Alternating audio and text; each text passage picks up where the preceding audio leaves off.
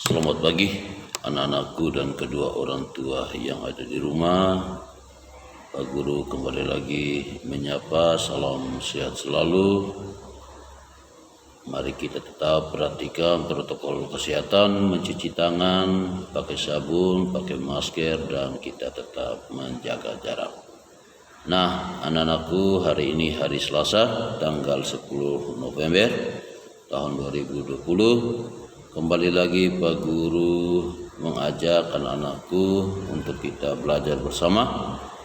Masih di tema 5, yaitu pada subtema pertama pembelajaran 5, mata pelajaran IPA. Nah, anak-anakku, materi pembelajaran kita hari ini yaitu tentang daur hidup hewan. Sebelumnya anak-anakku, Pak Guru minta maaf karena Pak Guru kondisi kesehatannya kurang nyaman. Jadi untuk beberapa hari Jumat dan hari Senin kemarin Pak Guru tidak sempat untuk memberikan pembelajaran dalam bentuk video. Nah, anak-anakku, mari kita bersama-sama, walaupun dalam keadaan kondisi pandemi corona, Pak Guru harap anak-anakku tetap semangat. Pertama-tama kita akan belajar mengetahui terlebih dahulu tentang pengertian daripada daur hidup. Nah, anak-anakku, daur hidup itu adalah suatu proses perubahan dalam pertumbuhan dan perkembangan yang dialami hewan sepanjang hidupnya. Ataupun dengan kata lain, anak-anakku, daur hidup juga diartikan pengertiannya adalah tahapan perkembangan makhluk hidup selama masa hidupnya, mulai dari lahir sampai mati. Nah, anak-anakku, daur hidup itu terutama pada hewan dimulai dari prosesnya adalah dari telur atau saat kelahiran hingga menjadi hewan dewasa yang dapat bereproduksi. Nah, anak-anakku, dalam pembelajaran kita yang menyangkut daur hidup hewan ini, dari bentuk perubahan bentuk hewannya, daur hidup hewan dibedakan menjadi dua, yaitu yang pertama adalah hewan yang mengalami metamorfosis, dan yang kedua adalah hewan yang tidak mengalami metamorfosis. Atau dengan kata lain, yang pertama adalah hewan bermetamorfosis dan yang kedua adalah hewan yang tidak mengalami atau proses bermetamorfosis. Nah, anak-anakku, mari kita lihat yang pertama, yaitu hewan yang mengalami masa metamorfosis. Yang pertama adalah pengertiannya. Metamorfosis adalah perubahan bentuk tubuh hewan, yaitu dari bentuk hewan muda sangat berbeda dengan hewan dewasanya. Dan nanti anak-anakku, dalam pembelajaran hewan bermetamorfosis ini juga akan dibagikan dalam dua bentuk daur hidupnya, yaitu nanti kita kenal ada metamorfosis sempurna dan metamorfosis tidak sempurna. Nanti dari masing-masing itu akan diuraikan proses daur hidupnya dan contoh-contoh hewan yang termasuk metamorfosis sempurna dan yang tidak sempurna. Nah, anak-anakku, mari kita lihat, kita kenali secara dalam hewan yang termasuk metamorfosis sempurna. Seperti tadi Pak Guru sudah katakan bahwa metamorfosis itu pengertiannya adalah perubahan bentuk tubuh hewan. Bentuk hewan itu dari muda sangat berbeda dengan hewan dewasanya. Nah, anak-anakku, metamorfosis sempurna itu dapat kita katakan atau kita artikan bahwa itu adalah perkembangan hewan yang mengalami perubahan bentuk yang sangat berbeda pada setiap tahapnya, sehingga bentuk hewan yang baru lahir sangat berbeda dengan bentuk hewan yang dewasa. Jadi untuk pengertian dari metamorfosis, lalu untuk metamorfosis sempurnanya, nanti kita bisa bedakan masing-masing. Contoh anak-anakku, kita kenal dari bentuk hewan yang termasuk metamorfosis sempurna, yaitu yang pertama adalah nyamuk, nyengat, kupu-kupu, dan lalat, serta katak. Itu anak-anakku ingat contoh dari masing-masing hewan yang termasuk metamorfosis sempurna. Kenapa keempat jenis hewan tersebut tergolong atau termasuk dalam metamorfosis sempurna? Nah, anak-anakku diingatkan, Pak Guru ambil secara singkat pembelajarannya bahwa dikatakan metamorfosis sempurna itu karena melalui tahap. Yang pertama itu adalah melalui tahap pupa, atau istilah yang lain itu bahasa Indonesia adalah melalui masa kepompong. Nah, jadi anak-anakku ingat saja bahwa kalau jenis hewan yang mengalami prosesnya yaitu dari masa ada pupa atau kepompong, berarti itu termasuk metamorfosis sempurna. Yang kedua, anak-anakku, nanti sebentar Pak Guru akan kasih contoh. Yang kedua, anak-anakku, kita kenal dengan metamorfosis yang tidak sempurna. Nah, anak-anakku, metamorfosis sempurna itu kita dapat yang kita lihat di buku anak-anakku, dikatakan bahwa metamorfosis tidak sempurna itu dicirikan dengan bentuk tubuh hewan muda yang tidak berbeda dengan dewasanya, namun seiring dengan pertumbuhan dan perkembangannya terhadap penambahan ukuran dan struktur tubuh seperti sayap. Nah, jadi anak-anakku, Pak Guru kasih tambahan untuk ilmu.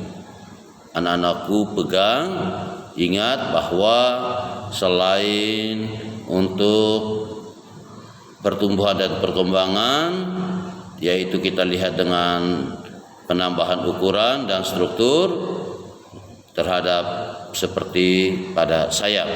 Yang keduanya itu Pak Guru ingatkan cirinya, yaitu adalah saat menetas bentuk hewan sudah mirip dengan induknya. Yang ketiga itu adalah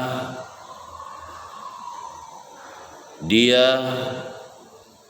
tidak mengalami masa pupa, atau tadi Pak Guru sudah katakan istilah Indonesianya itu adalah masa kepompong. Sehingga nanti kita kenal ada urutannya. Metamorfosisnya adalah pertama tetap dari telur, dia langsung menjadi hewan muda. Nanti ada istilahnya itu kita kenal dengan nimfa. Nimfa itu adalah hewan muda, lalu dia langsung menjadi hewan dewasa, atau istilahnya adalah imago. Sehingga anak-anakku ingat saja, kalau jenis hewan yang tidak mengalami atau termasuk metamorfosis tidak sempurna itu berarti dia tidak mengalami masa kepompong atau pupa, sehingga dia punya urutannya metamorfosisnya itu hanya dari telur dia langsung menjadi hewan muda, berarti bersama dengan mirip dengan induknya, lalu langsung jadi hewan dewasa atau imago. Nah, itulah yang pertama kita lihat. Seperti anak-anakku lebih jelasnya, mari kita lihat sama-sama di buku anak-anakku di halaman 92. Kita lihat untuk jenis hewan yang mengalami metamorfose sempurna. Contohnya itu pada nyamuk. Kita lihat yang pertama itu adalah telur, dia menetas menjadi larva atau jentik, lalu dia berkembang menjadi pupa atau melalui masa kepompong, langsung dia menjadi nyamuk keluar dari pupa itu berarti menjadi nyamuk dan anak nyamuk dan langsung menjadi nyamuk dewasa. Itu berarti dia mengalami masa metamorfosis sempurna. Contoh yang kedua yang di bawahnya itu adalah contohnya pada belalang. Itu kita lihat itu pertama adalah dari telur dia langsung muncul atau menjadi nimfa atau yang seperti tadi Pak Guru katakan bahwa itu langsung menjadi hewan muda. Dia langsung tapi belum memiliki sayap, langsung berkembang, dia berubah menjadi nimfa bersayap. Nah, langsung dia berubah lagi menjadi nimfa, dia sudah berkembang menjadi besar dan menjadi memiliki sayap, lalu menjadi belalang dewasa yang sayapnya artinya bahwa dia sudah sempurna. Nah, anak-anakku, yang contoh dari dua jenis yang mana untuk nyamuk yang termasuk pada metamorfosis sempurna dan yang contoh belalang yang tidak termasuk pada metamorfosis tidak sempurna. Jadi contoh yang lain itu anak-anakku, kalau untuk metamorfosis yang tidak sempurna itu selain dari belalang itu adalah jangkrik, capung, dan kecoa.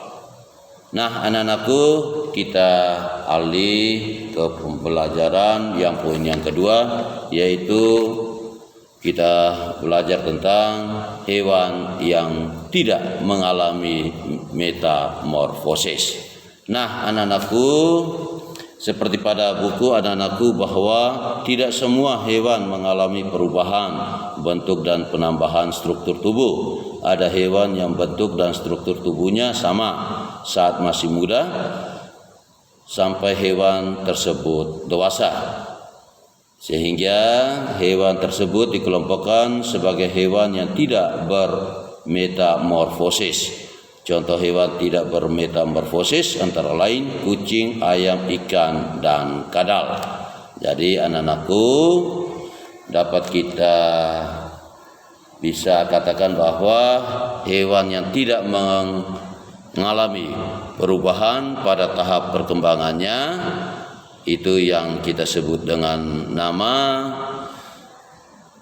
hewan yang tidak mengalami metamorfosis. Jadi hewan yang tidak mengalami metamorfosis itu biasanya adalah hewan yang berkembang biak secara melahirkan. Namun anak-anakku, ada beberapa hewan ovipar juga tidak mengalami metamorfosis. Seperti tadi Pak Guru sudah katakan tadi, contohnya itu adalah kucing, ayam, ikan, dan kadal. Selain itu juga kita kenal dengan yaitu adalah burung. Nah, anak-anakku, kita intinya adalah perubahan yang dialami hewan yang tidak bermetamorfosis itu hanyalah perubahan ukuran tubuh. Seperti anakku lihat pada gambar dari anak kucing, dia berubah menjadi kucing muda dan menjadi kucing dewasa. Jadi seperti pada ayam juga sama, kita lihat dari anak ayam, dia langsung berubah muda, langsung menjadi anak ayam dewasa. Itulah anak-anakku materi pembelajaran kita hari ini tentang daur hidup pada hewan. Aku ingatkan lagi bahwa kita kenal ada pengertian daripada daur hidup. Yang kedua, daur hidup itu dibedakan menjadi dua, yaitu daur hidup yang mengalami, terutama hewan yang mengalami metamorfosis yang sempurna dan yang tidak sempurna. Jadi anak-anakku bisa untuk pelajari, memahami materi pembelajaran kita hari ini. Semoga dapat bermanfaat untuk anak-anakku. Akhirnya dari Pak Guru memberikan suatu tugas untuk anak-anakku, untuk nanti anak-anakku bisa untuk mengerjakan di rumah. Akhirnya dari Pak Guru mengucapkan selamat siang, salam sehat selalu. Terima kasih.